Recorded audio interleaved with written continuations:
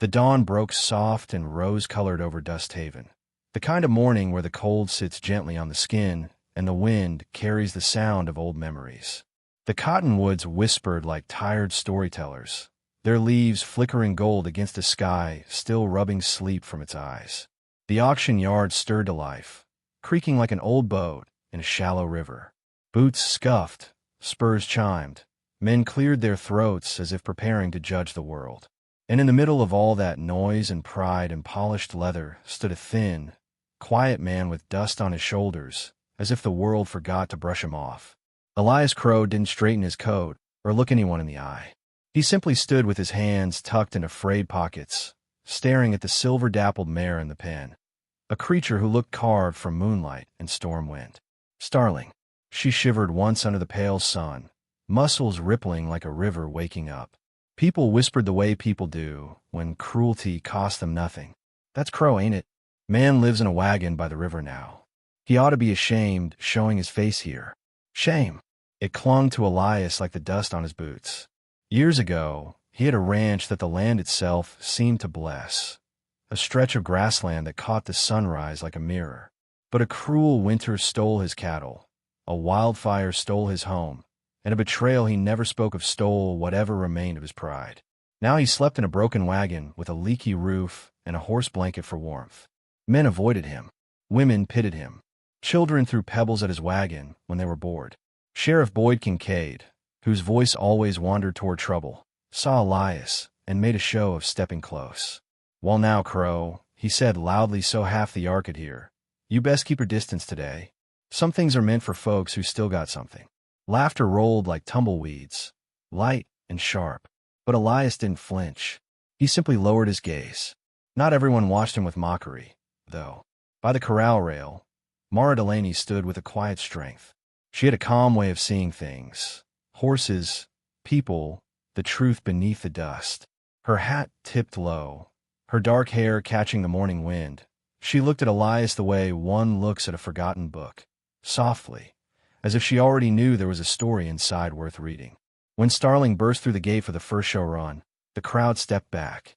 She was fire and wind made flesh. Her hooves shredded the dirt. Her eyes were wild, untamed, a storm trapped behind lashes. "She's too much horse for any man here," Clint Hargrove declared, swelling with the confidence of a man who'd never been told no. He smoothed his coat, glanced at Mara, and grinned like victory belonged to him already. A champion like her needs money and skill. Elias didn't look at Clint. He looked only at Starling, seeing in her a familiar ache. The way she fought not from anger, but from fear buried too deep for words. Mara stepped a little closer to Elias. "You always watch the horses with your heart, not your eyes," she murmured, her voice soft as creek water. He blinked, surprised. She wasn't mocking. She wasn't pitying. She was simply stating a truth. Something warm flickered in his chest, a warmth he'd forgotten the feel of. Starling bucked, a flash of silver and dust. Elias's fingers trembled on the rail. Mara's hand brushed his, steadying, offering a quiet kind of courage that didn't need a name. Then the auction began. The auctioneer's voice cracked across the yard like a whip. Clint Hargrove immediately took the lead, throwing out bids with a lazy grin, confident no one dare challenge him. The crowd thrilled in supporting him. He represented money and success, the two gods Dust Haven loved best. Elias stayed silent, hands buried in threadbare pockets. Someone behind him snorted. "Man ain't even got a roof. What's he need a champion mare for?" Another chimed in. "Bet he don't have $5 to his name." A ripple of mockery swept the yard. Sheriff Kincaid leaned against a post, arms crossed, waiting for the moment Elias would shrink or slink away. But Elias didn't step back. He watched Starling instead, watched the tremor in her flank, the way her ears flicked toward every loud noise, the way her eyes darted like something was hunting her from the inside out. And then, as if something inside him finally refused to stay buried, Elias lifted his hand. The laughter came instantly, loud enough to startle birds from the roof beams. Clint doubled over, slapping his knee. "You," he spat between laughs. "You're bidding? On her." Even the auctioneer hesitated, unsure whether to take Elias seriously. Elias lowered his hand briefly, wiped it on his pants, and raised it again. This time there was no laughter, only confusion. Mara watched him with a breath caught in her throat. Clint raised the price, nearly daring Elias to stop. Elias didn't. He matched every bid, quietly, humbly, but without shaking. The crowd slowly turned from mockery to curiosity. Something had shifted. Something old, something steady, something they'd forgotten men like Elias still carried in their bones. When the final price rang out, the yard went impossibly still. Elias Crow, ragged, homeless, forgotten, had won the champion mare. Clint Hargrove stared, fury brightening his face. Sheriff Kincaid cursed under his breath. Elias walked towards Starling, as though approaching a lost dream. The mare stiffened at first, nostrils flaring. Elias extended a trembling hand. People held their breath. Starling didn't pull away. She pressed her warm muzzle against his palm. And the world, for one small moment, felt gentle again. The payment took everything Elias had saved over years of quiet labor. Shoeing horses, mending fences, sweeping barns nobody cared to sweep. Not a soul had thanked him for that work. But he had saved every coin, every scrap, every tired dollar. Now it was all gone. But in its place stood Starling, fiery, proud, impossibly alive. The crowd dispersed in small, puzzled clusters. Men shook their heads. Women whispered behind gloves. Clint stormed off, vowing something under his breath that nobody cared to repeat.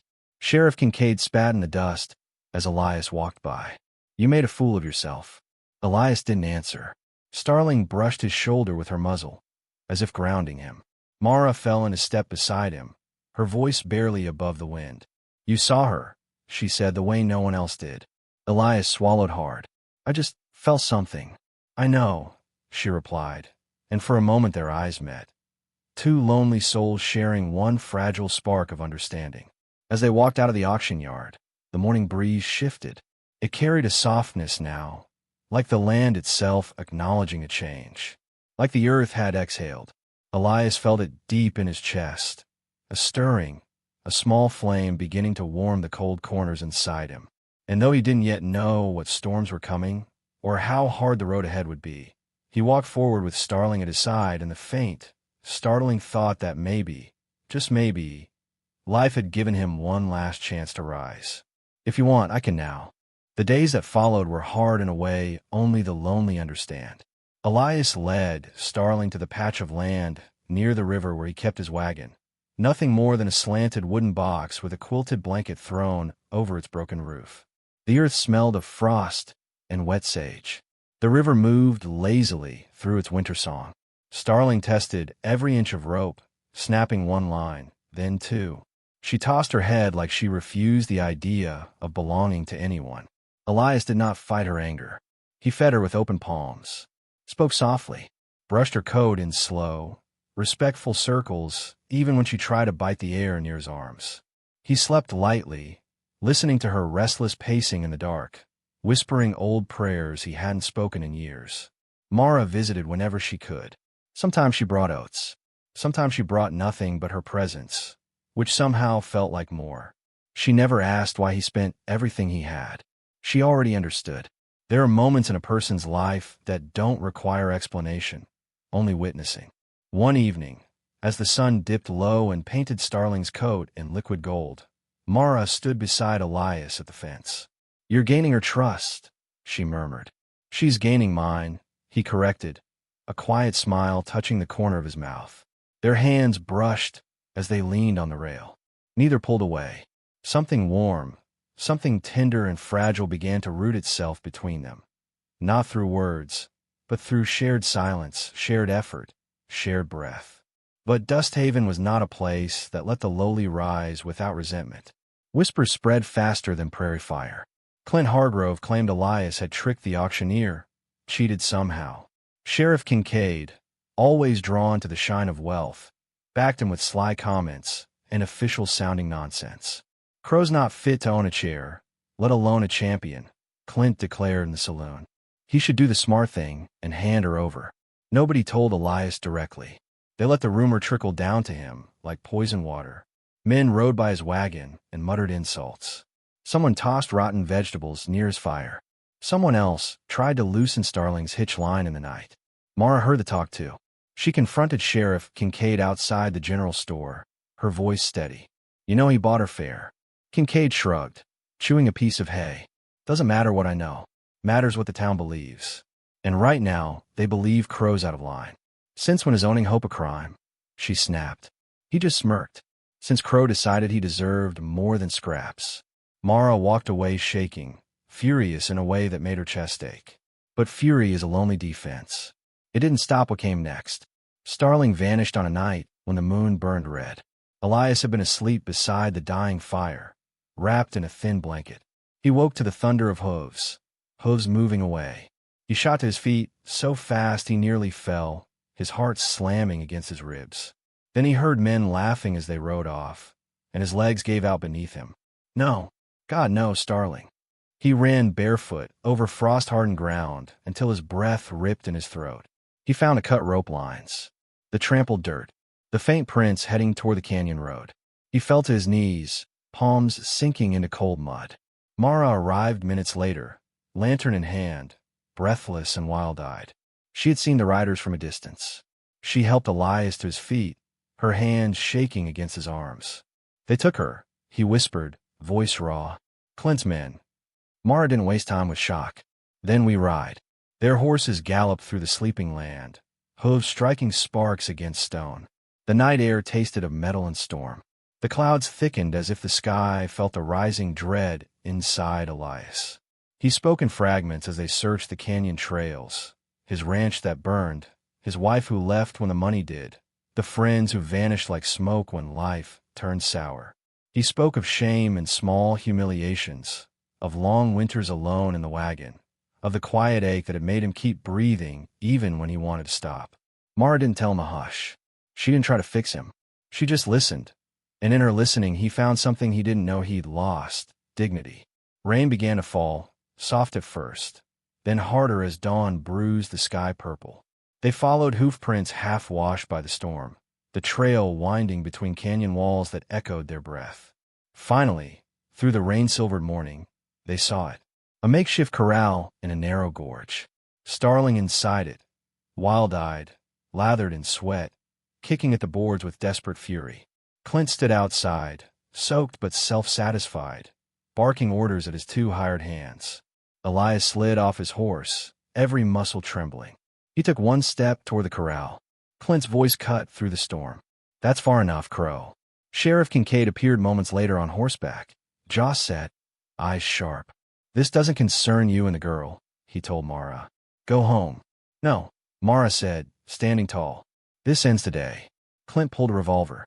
The metal gleamed against the rain. Elias froze. It was happening again, the world taking from him simply because it could. The same story replaying itself. The same defeat drawing its shadow over him. But then a sound broke through the tension. A rising, ripping cry of defiance.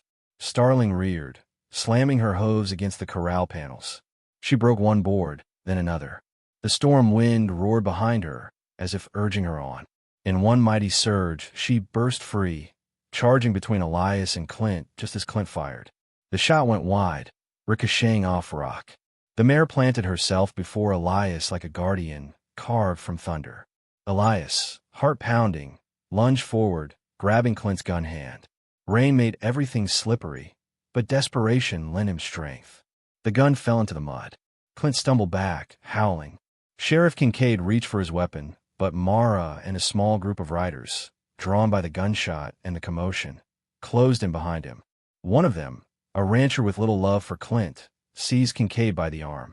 What's this, Sheriff? Throwing your badge behind a thief. Kincaid sputtered, overwhelmed by the sudden witnesses. I was just Crow stole. Crow stole nothing, Mara said, voice steady as iron. But you and Clint did. The sheriff's authority crumbled under the weight of too many watching eyes.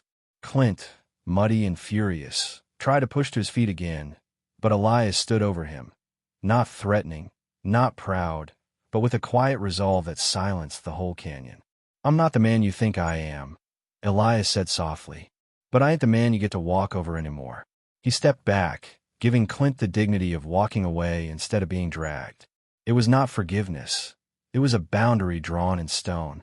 Clint glared one last time, But when Starling stomped the ground beside Elias, snorting warning, he turned and left with his men, defeated in the worst way, publicly. By the time they returned to Dusthaven, the rain had stopped and the streets buzzed like stirred bees. People stepped out of shops and porches, watching as Elias rode, Starling through the center of town with Mara beside him. Whispers followed, not mocking ones this time, but soft, stunned ones. That's Crow. He stood up at Clint. That mare listens to him, like she chose him. Nobody laughed. Not a single soul dared. A neighboring rancher, respected by all, approached with a nod. A man with your heart and grit could be foreman on my land, he said simply. If you won the work. Elias blinked hard. Mara swallowed a smile, watching him the way one watches a dawn finally breaking after a long night. Elias accepted, not out of desperation, but out of the quiet knowledge he had earned a place in the world again. The weeks that followed were gentle in a way he almost didn't trust. He built a small cabin with Mara's help. Starling grazed near the porch each evening, her once wild eyes now softer, though still carrying a spark that matched his own. Elias worked the ranch fields with humble pride, learning again what it felt like to be needed. Sometimes he and Mara sat on the porch steps, watching the prairie fade to gold. He'd braid leather strings for her hat. She'd stitch patches into his shirt. Small acts of grace. Slow burn affection. Nothing rushed. Nothing forced. Just two weary souls rebuilding something beautiful. And if you looked closely, you'd see how Mara leaned into his shoulder by habit now, and how he tilted his hat slightly so the last light of day touched her face. You'd see how Starling nuzzled them both, as if claiming them as her own strange herd. One night, as the moon rose full and gentle, Elias stepped outside and let his eyes wander across the quiet land he had once lost and found again. And he thought of you, though he had never met you. He thought of anyone who had ever been laughed at for dreaming too big, or for wanting something too beautiful, or for daring to raise a trembling hand when the world said they had no right. So if life ever makes you feel small, remember Elias Crow.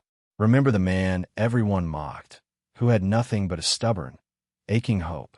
The man who chose kindness instead of bitterness, patience instead of pride, heart instead of noise. Remember that sometimes the world waits for you to believe in yourself before it believes with you. And when your moment comes, when your Starling breaks her chains and stands between you and your fear, step forward. Your story isn't over. It's just gathering its courage.